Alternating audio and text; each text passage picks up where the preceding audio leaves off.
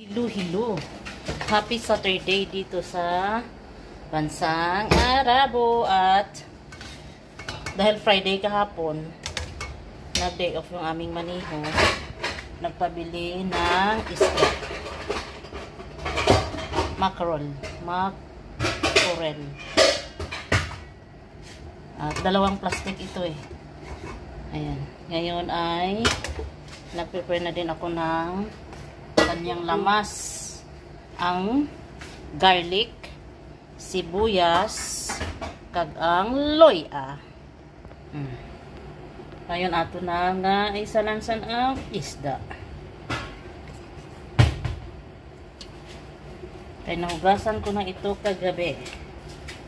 Inununan kung sa Bisaya at paksiw naman kung sa Tagalog. Kung sa Ilonggo, ano to? Paksiw.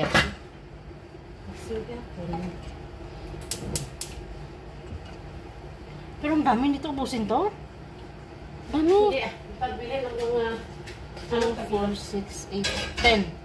Kaya pray ko na ko sa 2, mga mumo na 4, 6, Hindi, bili lang ito sa 8, ano. 10. Magtira daw tayo ng 6 para sa mga mumo mamayang gabi. Ayan. 2, 4, 6. Basta ko mga sakot na utasan. Mga kasamahan namin na mga tigas ulo. Tapos ngayon ay ilagyan natin ng asin. Asin or tuyo na? Hindi na, toyo lang. Tuyo at suka. Ang magsili. Wala pa. Kaya di ba ang pagluto is iba-iba. Bisaya o ito eh. Ito yung tuyo.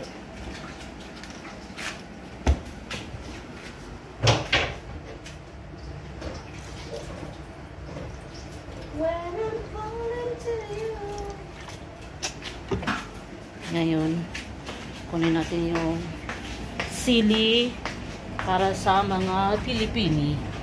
Kaya may sili din para sa mga Sri Lani. Ay, pula kan. So, din nakalaga, butang? Nara sa lalong na siya. Ang sili Pilipini, ang perte kadlag ko, nga mga sili. Anim? Ako wala lang sa asin. Wala lang. Patanggal sa wasa. Ating hugasan para bagoy nahulog-log-log.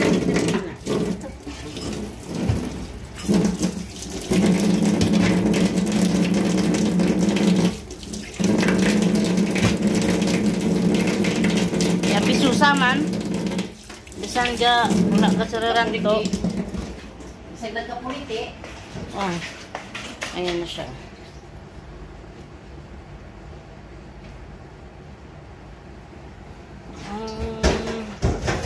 Yan, ilagay na natin sa apoy para ito'y maluto ng sa apoy. Karon suka.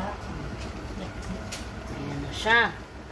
Ngayon, lagyan na naman natin ng vinegar. Ha? Pamintang buo. Saan nakalagay? Itong black pepper? Ay, Dire. sige. Ay, hindi ko nabidyuhan pag butang ko sang vinegar. Basta nabidyuhan, ano ah. Butangan sang... Sa din. Nag-uulang ko pero at balo ka din ako. Sa din niya ginahata. Butang. Sa din, banda.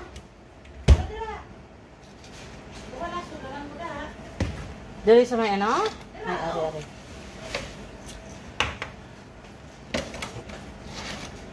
Abdihin lang ito. Kakit ba sining iyang butangan? Ay. Belly leaves. Bay leaves.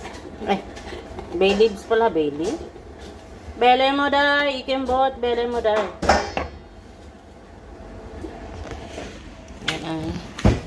Ilagay na natin. Tapos, ang ating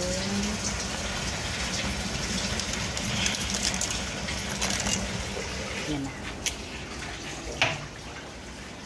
Atin lang tatakpan. Kaya mabango na siya. Mabango. Saan ang takip mo? Saan ang takip mo? Ayan. Ayan na siya. Atin ang tatakpan. Ayan siya. Yes. Kausap na yung amo. Oh. Yung natirang 6 na piraso para sa mga kasamahan ko mamaya. Iprito daw ito mamaya. Ha? I-check na natin ang ating isda. Naka-on ang aming exhaust para higupin ang amoy ng isda. Sarap, diba? Sa komre akong kilo-order sa una sa Pitas Balay. Orderan ko siya kada si para sa nga mo. Hindi daw ko order yung nga mo. Patak-patak ko sila. Hindi ko tayo nagbuka. Ngayon ay time na para dagdagan ng hot water.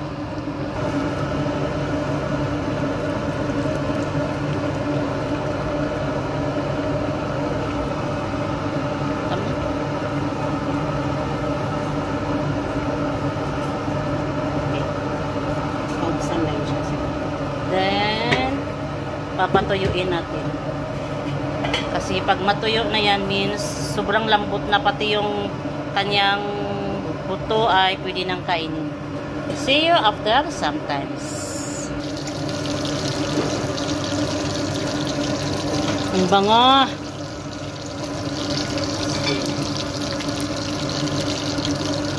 Laob na naman ang kanin nito mamaya. Charan! Ito na ang ating inununan. Yummy, yummy, yummy ang inununan. Taob na naman ang bahaw. Hindi man bahaw. Yan lang. Thank you for watching. See you in my next video. Ang pagkain ng inununan.